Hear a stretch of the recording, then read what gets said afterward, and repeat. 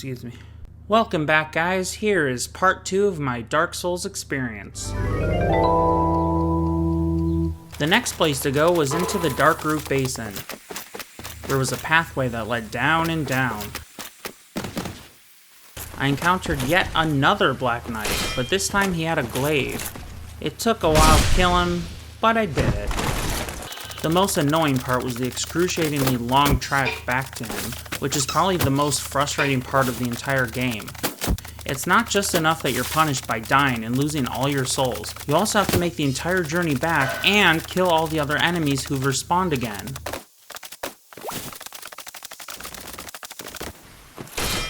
Going down that path, I found a cave with another bonfire, so I'm probably going the right way, right? Well, the cave leads to a mile-long elevator that drops you off at the Valley of Drakes.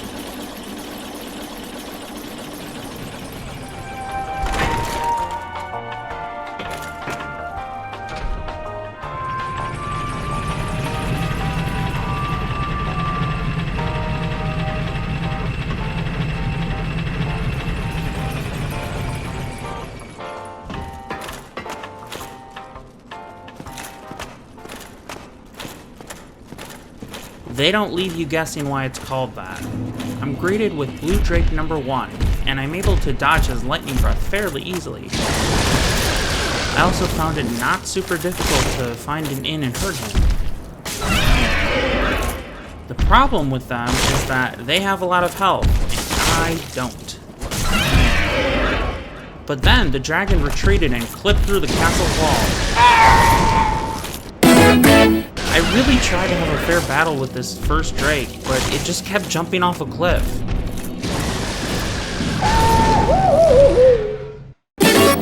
I went a different way up the Dark Root Basin and found a little forest area. So I go there, and there are these geode ice crystal golems. At first I'm like, holy crap! But then I find out that they're not so tough, and they're really slow. But then, something came out of nowhere and completely obliterated them. What the heck? Are those water missiles? I tried to sneak closer, and there's a Hydra with like 6 freaking heads. I get the feeling that's not for little old me to deal with right about now. So I went back to the bonfire. Anyways, I called it a night and decided to check a walkthrough. This was the first time I wasn't sure about where to go, because every path seemed to lead to something super dangerous. Turns out it was none of those, and I missed a bonfire in between the cave and the parish.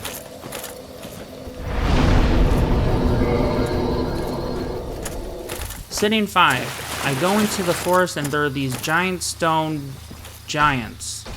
They're slow and they'll try to cast a slow spell on you, but then you can just smash them while they're charging up.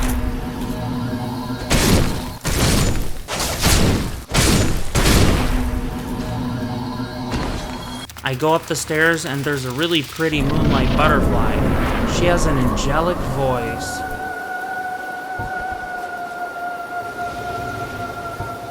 Then she shoots lasers at me. What the fuck? So that's a death sentence. Look, I'm on a narrow bridge, which, don't get me wrong, I'm happy they put rails on it. But this thing is in the air. I can't reach it. I tried arrows, but they just pinged off of her. I held out long enough for the moonlight butterfly to show her weakness. She has to land and suck on some moss to recharge. So that's where I got her.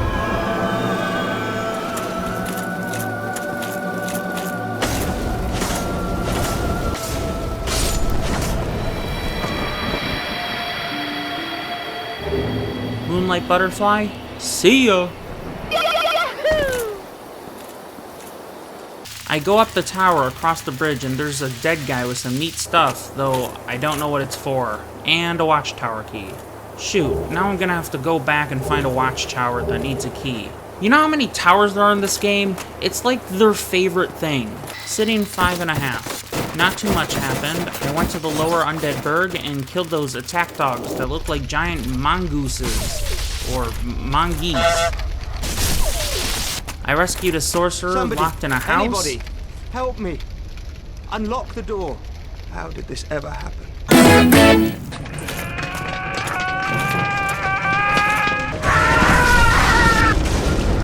and I encountered the Capra Demon. This Cubone looking guy rushes you with a heavy attack while you're backed into a corner. It doesn't help either that he has these two feral attack dogs.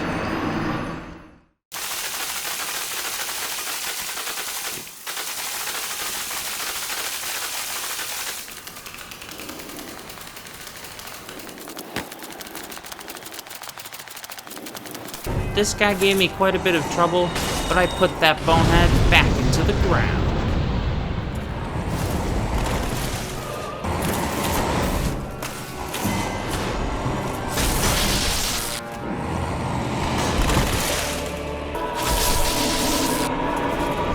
Next time I'm going into the depths, a place I do not know where it is. I know this because I have the key for it, so maybe I'll walk around and get lucky finding it before too long. 6th sitting. Before too long, I found the depths. That was pretty lucky, but the whole sitting was full of dilly-dallying. There were evil dogs and a crazy butcher. It's actually kind of nice how he had his whole table set up. I'm making meats now. Smoking these meats. Brisket and ribs, I hope. I am smoking brisket and some ribs. I'm the meat chef. Smoke salmon, you'll love it. They taste doubly better when you hunted the animal yourself. So, how many of you guys are eating brisket and ribs tonight? Sweet Baby Ray's barbecue sauce. That is going on the ribs. Smoke a brisket for like 12 hours. Delicious. Yeah, I'll have 1 pound of salami and... Hello? Ah, fuck this. I'm looking for the manager. I found out that behind him is a little chute where he discards all the bones. I fell in it and landed next to these giant frog things with big eyes. They looked like they didn't quite belong in this game, but then they spat on me and cursed me. So now I have to finish this whole area with half health. Fortunately, because I'm recording my new Game Plus run, I know how to cure it, so we won't be dealing with any of that anymore. 7th sitting. Here among the sewer rats, a breath away from hell, you get accustomed to the smell. I gotta say, the sewers were pretty short, and what felt like a maze at first quickly looped around before I knew it. The sewage blob monsters, I learned, don't like fireballs.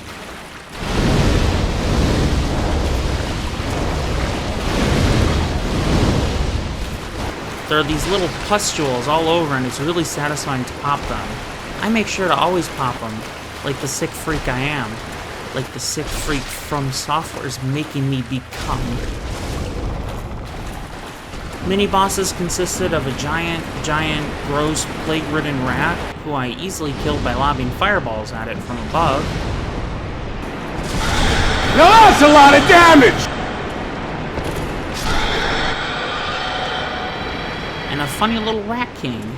I'm not sure what his deal was, but he started dancing around with his 3 giant rat friends. The Rat King had soul arrows, but I was standing above him and they couldn't reach me.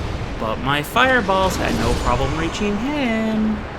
It was around this time that I started to notice something about all the diseased giant rats.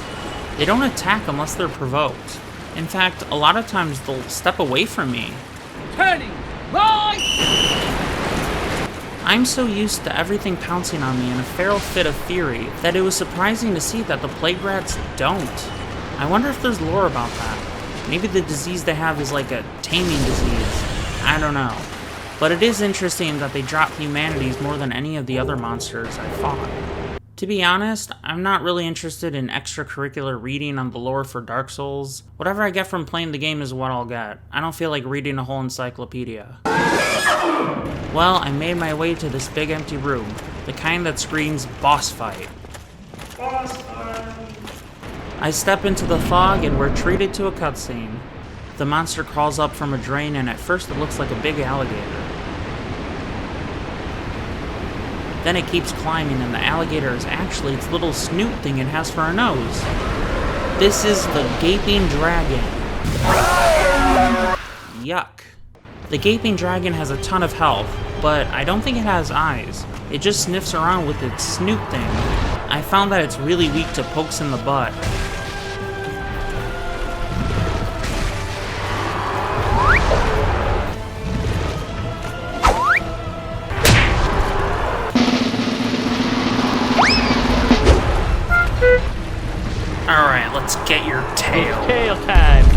see what kind of weapon we get. And I gotcha. Ow! Damn it. Alright, now I gotcha. I actually defeated it on my first try in my New Game Plus run. As long as you keep your distance, get behind it, and stab it in the butt, you're golden. It's time to die, you gaping bastard.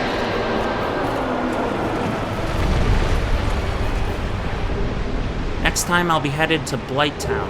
Yippee! This time I really don't have any idea where it is. I do want to express my praise for whoever designed the map and layout for this game. The way everything wraps back into each other and connects in ways you don't expect at first is top-notch level design, and there's such a great feeling of natural exploration as you progress throughout the game.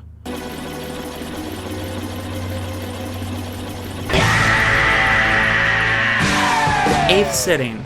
As I looked for Blighttown, I found this dragon on the other side of the Valley of Drakes. It looked dead, and it was hanging off the side of the mountain. Okay, this bridge looks rickety. I don't want it to fall, so I'm gonna keep our balance, and we're not gonna look down.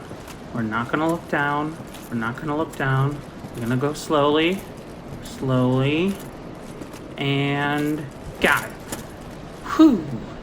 Take that, Dark Souls. Trap evaded. There were a bunch of dead guys around it. Now, I know Dark Souls well enough to know that this dragon is sleeping, and it's gonna be a terrible pain in the butt. Lo and behold, it woke up and killed me.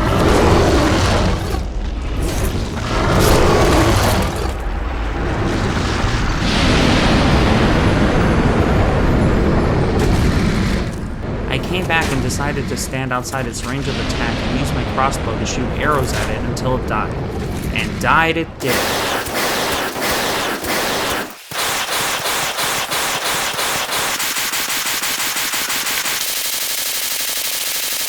I'm out of bolts.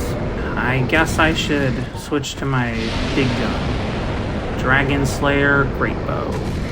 Alright, let's see how you fare against a dragon slaying arrow. Oh my god, another one? Alright, one more. Oh my god, how much health does he have? A Gauf's arrow. In the face. Yeah. Go breathe on someone your own size. Eventually I found Blighttown and there were these big fat club guys. They were annoying at first, but after a while I found their trick. They're really stupid.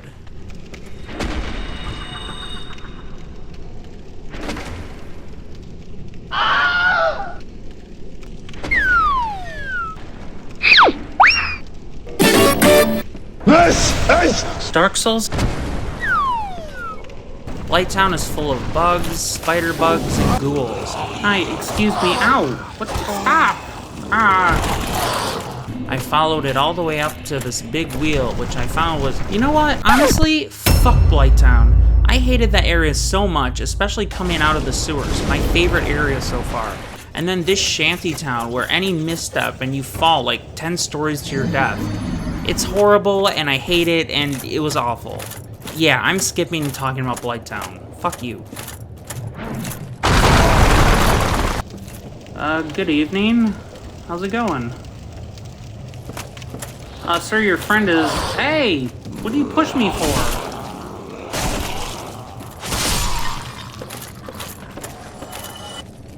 You look a little stuck. Let me help you. There you go. The last place to go, which I was dreading, is this big, ominous cave, which I can only imagine is the source of the blight, and I'm guessing it's my destiny to kill it. I step into the fog and I meet the boss. Her name is Quelag, and she's a fiery spider queen, and she's really hot from the waist up. God damn it, how am I supposed to fight with an erection?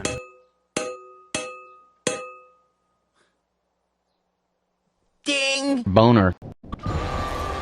Quelag wields a fire sword, which is fast and long range.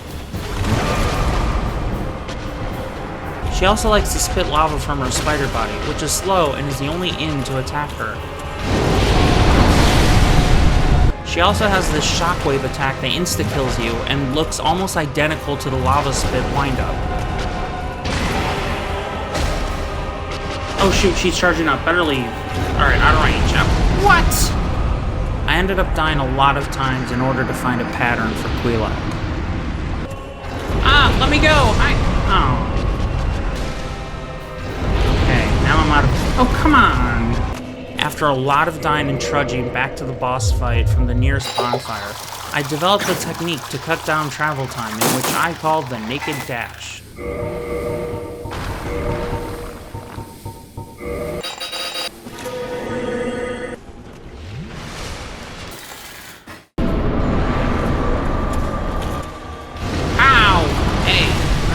On you, or should I?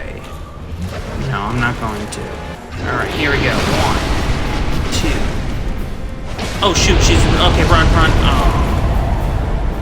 What? No way! Oh my god, okay. Keep going.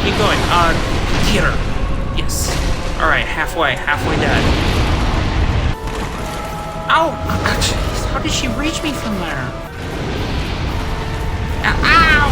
God! Oh! God damn it. It took a lot of time and patience, but I got her. Unfortunately, someone forgot to record the gameplay while actually defeating Quelag, so I have prepared a reenactment of how the final showdown went down exactly.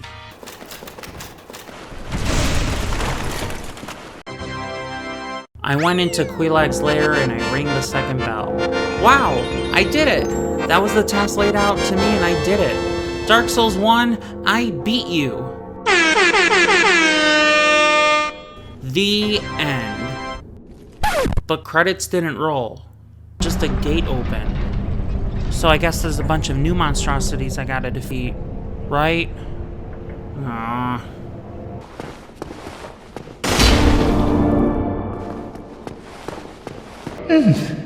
But you have no eggs. Imagine being given an egg, and you need to carry it to a destination you know not where for a reason you know not why.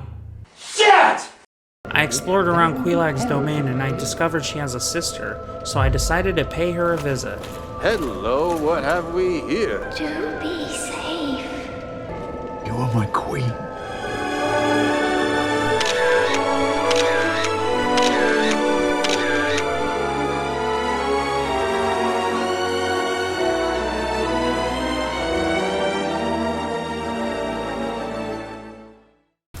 Alright, let's see who's in here. Knock, knock. Open up. Alright, let me just... Oh, shit! Oh, fuck! Oh, God. Oh, sorry to bother you. I will be leaving. Bye.